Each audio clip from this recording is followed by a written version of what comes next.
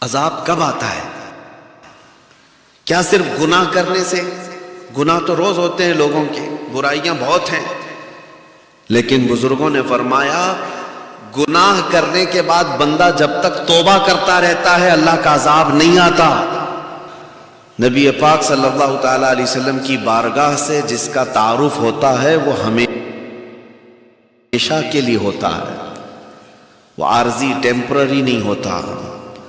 اسی لیے بیدم شاہ وارثی رحمت اللہ علیہ نے ایک دعا کیا تھا، سگے طیبہ سب مجھے کہہ کے پکارے بیدم۔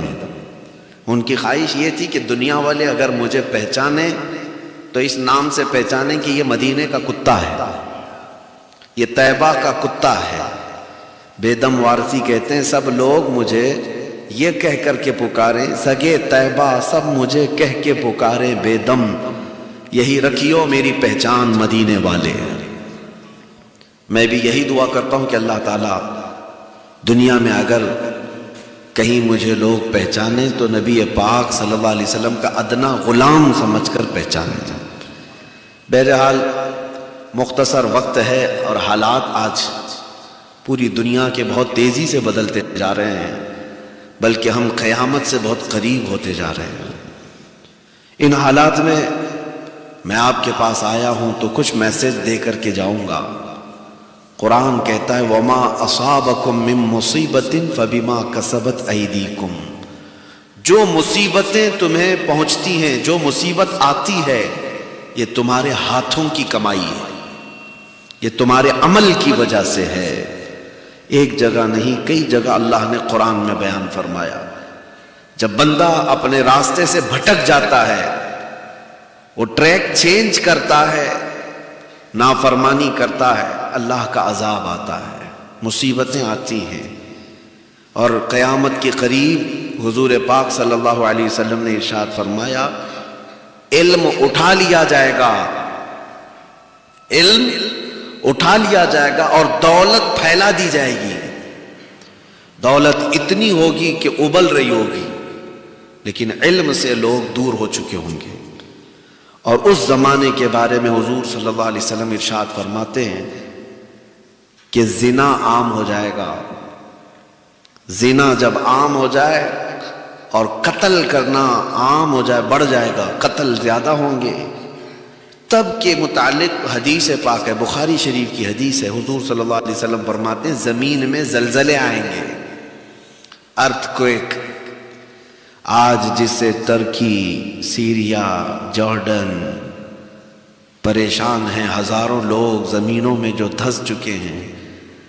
لوگ تو یہ کہتے ہیں سائنٹیفک اعتبار سے کہ زمین کے اندر کی پلیٹس ہلتی ہیں۔ کیوں ہلتی ہیں؟ کیوں ہلتی ہیں؟ زمین کے اندر یہ ارتھ کوئک آتا ہے اور ہل جاتی ہے۔ سائنس آج یہ کہتی ہے ہمارے پاس ایسی کوئی چیز ہی نہیں آج تک جس سے ہم پہچان سکیں کہ زلزلہ کب آتا ہے، نہیں ہے۔ کچھ لوگ قیاس آرائی کرتے ہیں، تک مارتے ہیں، اندازن تیر چلاتے ہیں، ایگزیکٹ کسی کو نہیں پتا کہ کب کون سی زمین ہلے گی اور زلزلہ آئے گا۔ میرے عزیزوں، میں تاریخ میں آپ کو لے کر کے چلتا ہوں، یہ عذاب ہے۔ اللہ کے حبیب صلی اللہ تعالیٰ علیہ وسلم نے ارشاد فرمایا زلزلہ، زمین کا ہل جانا، یہ اللہ کے عذاب کی نشانی ہے کہ اللہ تمہارا خدا ناراض ہے۔ زلزلہ تو بہت بڑی چیز ہے، جو چاند گرہن ہوتا ہے، سورج گرہن ہوتا ہے، جس میں اندھیرا چھا جاتا ہے، حضور پاک صلی اللہ علیہ وسلم نے فرمایا یہ بھی اللہ کے عذاب کی نشانی ہے۔ جب زمین پر گناہ بڑھ جاتے ہیں تب اللہ تبارک و تعالیٰ کا عذاب آتا ہے۔ ایک چیز میں آپ کو بتاؤں، عذاب کب آتا ہے؟ کیا صرف گناہ کرنے سے؟ گناہ تو روز ہوتے ہیں لوگوں کے، برائیاں بہت ہیں، لیکن بزرگوں نے فرمایا گناہ کرنے کے بعد بندہ جب تک توبہ کرتا رہتا ہے اللہ کا عذاب نہیں آتا۔ استغفار کرتا رہتا ہے، اسے احساس ہوتا ہے میں نے غلط کیا ہے، تو عذاب نہیں آتا۔ اور جب گناہ کر کے آدمی بھول جاتا ہے اور پھر یہ سمجھتا ہے میں جو کر رہا ہوں وہ اچھا ہی ہے، اللہ کی پکڑ آتی ہے۔ اللہ کا عذاب آتا ہے۔ سب سے پہلے جو عذاب روئے زمین پر آیا تھا وہ نوح علیہ السلام کی قوم پر۔ حضرت نوح علیہ السلام بھیجے گئے تھے اسی نافرمان قوم کو سیدھے راستے پر لانے کے لیے۔ قرآن میں ہے قالوا یا نوح قد جادلتنا فاکثرت جدالنا فأتنا بما تعیدنا ان کنت من الصادقین۔ لوگ کہتے تھے، جھگڑا کرتے تھے حضرت نوح علیہ السلام سے کہ آپ ہمیشہ ہمیں ڈراتے ہیں کہ اللہ کا عذاب آئے گا، اللہ کا عذاب آئے گا، لا کے دکھاؤ عذاب کیسا ہوتا ہے۔ نبی کو انہوں نے جھٹلایا، چیلنج کیا کہ لا کے دکھاؤ عذاب کیسا ہوتا ہے۔ تب رب تبارک و تعالیٰ کی بارگاہ میں حضرت نوح علیہ السلام نے عرض کیا رب انی مغلوب فانتصر، اے اللہ اب تو اپنی مدد نازل فرما، میں مغلوب ہو گیا ہوں۔ اور سورہ نوح میں اللہ فرماتا ہے فَفَتَحْنَا عَلَيْهِمْ أَبْوَابَ السَّمَاءِ بِمَاءٍ مُنْهَمِرٍ وَفَجَّرْنَا الْأَرْضَ عُيُونًا فَالْتَقَى الْمَاءُ عَلَى أَمْرٍ قَدْ قُدِرَ۔ اللہ فرماتا ہے ہم نے پورے آسمانوں کے دروازے کھول دیے، زمین کو پھاڑ دیا، پانی اوپر سے بھی برستا تھا نیچے سے بھی نکلتا تھا، اور اتنا پانی کہ پورے زمین کا کوئی پہاڑ بھی باقی نہیں تھا، سب ڈوب چکے تھے۔ یہ پہلا عذاب حضرت نوح علیہ السلام کی قوم پر جو آیا، سوائے نوح علیہ السلام کی کشتی کے کوئی روئے زمین پر باقی نہیں رہا۔ جن کو بڑا غرور تھا کہ عذاب کیسا ہوتا ہے، عذاب کیسا ہوتا ہے، اللہ نے چکھا دیا، اور آج تک وہ عبرت کا نشان بنے ہیں، آج تک تاریخ میں ان کا ذکر ہے۔ دوسری ایک قوم تھی حضرت ہود علیہ السلام کی۔ حضرت ہود علیہ السلام جس قوم کے پاس بھیجے گئے تھے وہ بہت ہی ہیوی لوگ تھے، اونچے قد کے ہوتے تھے، چوڑے ہوتے تھے۔ ان کا حال تو یہ تھا، قوم عاد ان کو کہتے ہیں، عاد۔ اس قوم کا حال یہ تھا کہ یہ پورے پتھر کے پہاڑ کو ہاتھوں سے تراش کر کے گھر بنا لیتے تھے، طاقتور قوم تھی۔ وَيَنْحِتُونَ مِنَ الْجِبَالِ بُيُوتًا، پہاڑوں کو تراش کر کے وہ اپنے گھر بنا لیتے، اور بڑے بڑے درختوں کو وہ ہاتھ سے اکھاڑ لیتے تھے، اتنی طاقت تھی ان کے اندر۔ عظیم الجثہ قوم عاد، لیکن شرک میں مبتلا تھے، بتوں کی پوجا کرتے تھے۔ حضرت ہود علیہ السلام نے انہیں روکا کہ تم اللہ کی نافرمانی میں مبتلا ہو، تم شرک اور بت پرستی میں ہو، باز آ جاؤ۔ کہ کہتے تھے ہمیں کوئی ہلاک کر سکتا ہے، آش لیتے تھے پتھروں کے، انہیں ڈر نہیں تھا کسی بات کا۔ تب اللہ تبارک و تعالیٰ کو یہی چیز ناپسند ہے، آدمی جب غرور میں آتا ہے، گھمنڈ میں آتا ہے، تکبر کرتا ہے۔ ان پر اللہ نے کیا بھیجا؟ قرآن میں فَأَرْسَلْنَا عَلَيْهِمْ رِيحًا صَرْصَرًا، ہم نے ہلا دینے والی ہوا بھیجی، ہوا آئی تھی بس، اور ایسی ہوا آئی تھی کہ یہ جو بڑے بڑے جسم والے جو انسان تھے ہوا میں اڑنے لگے، جیسے پتا ادھر گرتا تھا، ہوائیں انہیں اڑا اڑا کر ایسے ہلاک کر دی کہ ان کے جسموں کے ٹکڑے ٹکڑے ہو گئے، وہ کہیں بچ نہ سکے۔ قوم عاد، حضرت شعیب علیہ السلام کی قوم، ان کے اندر نافرمانی کیا تھی؟ یہ ناپ تول میں کمی کرتے تھے، یعنی سامان گلہ دینے میں چیٹنگ کرتے تھے۔ شعیب علیہ السلام نے ان سے کہا فَأَوْفُوا الْمِكْيَالَ وَالْمِيزَانَ بِالْقِسْطِ وَلَا تَبْخَسُوا، برابر یہ حرام ناجائز طریقے سے لوگوں کو دھوکہ مت دو۔ تو وہ مذاق کرتے تھے، اور اللہ تبارک و تعالیٰ نے اس قوم کو کیا عذاب بھیجا؟ ان کا تو حال یہ تھا، انہوں نے ایسے گھر بنائے تھے جس میں ان کو لگتا تھا کہ نہ پانی آ سکتا ہے، نہ ہوا اڑا سکتی ہے، نہ پتھر برس سکتے ہیں۔ انہوں نے ایسے مضبوط گھر بنا دیے تھے۔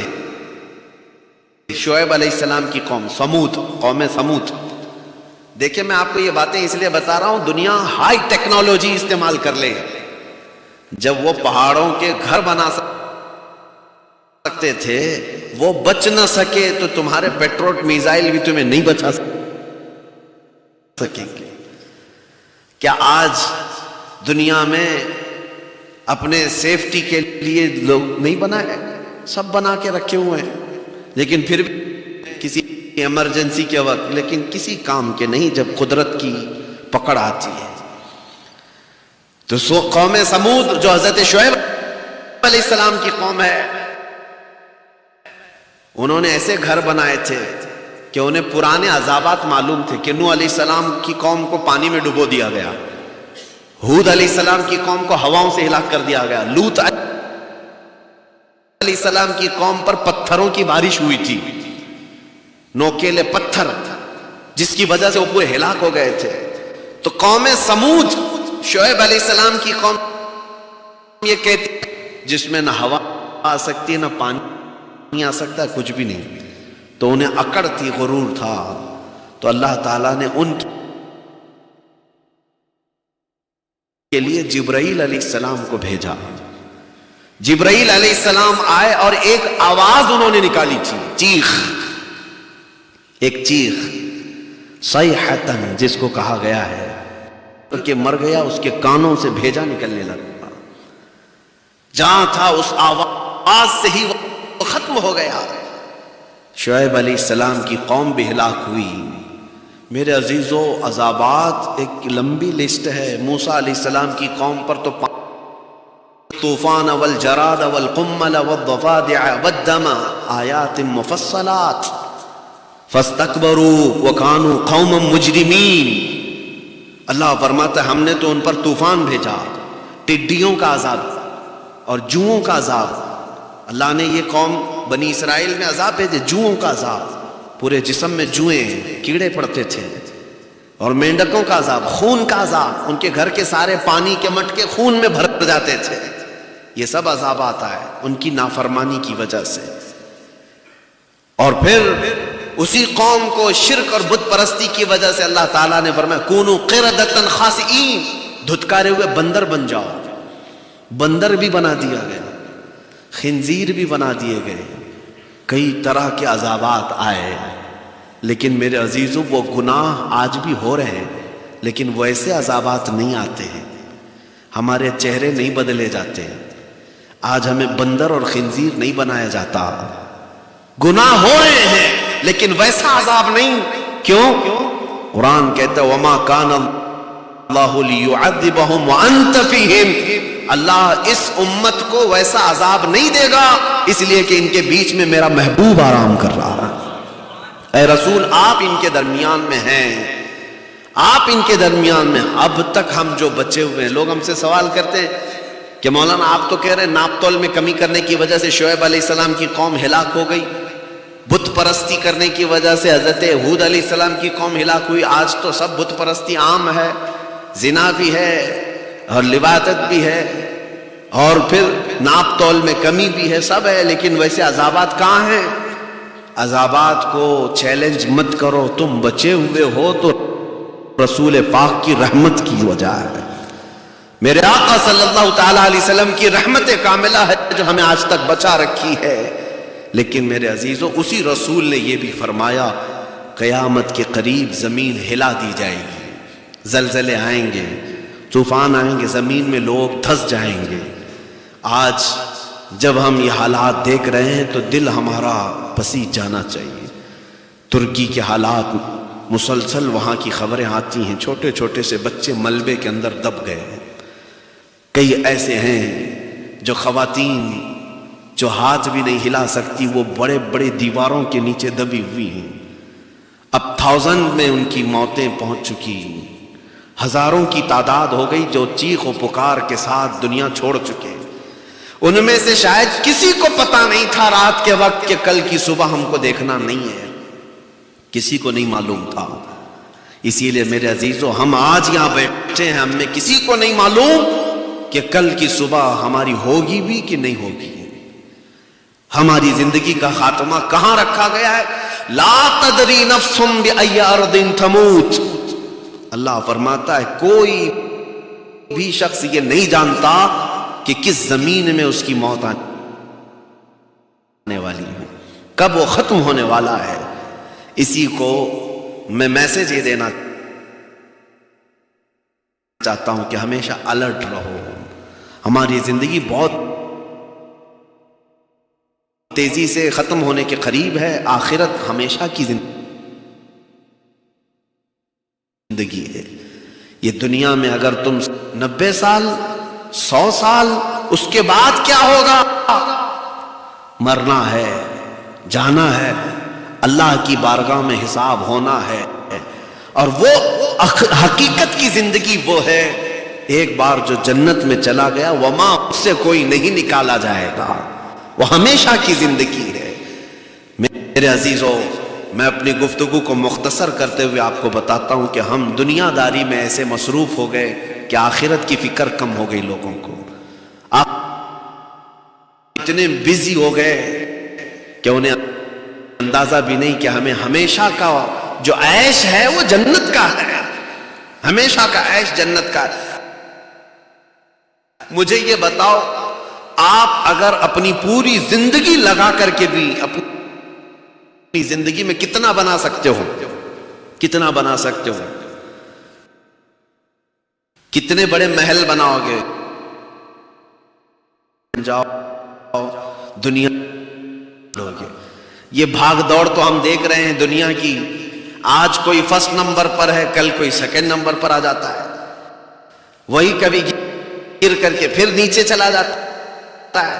یہ بھاگ دوڑ تو چل رہی ہے، لیکن پوری محنت کے ساتھ بھی تم دنیا میں کتنا بنا لو؟ پوری دنیا تو نہیں خرید سکتے۔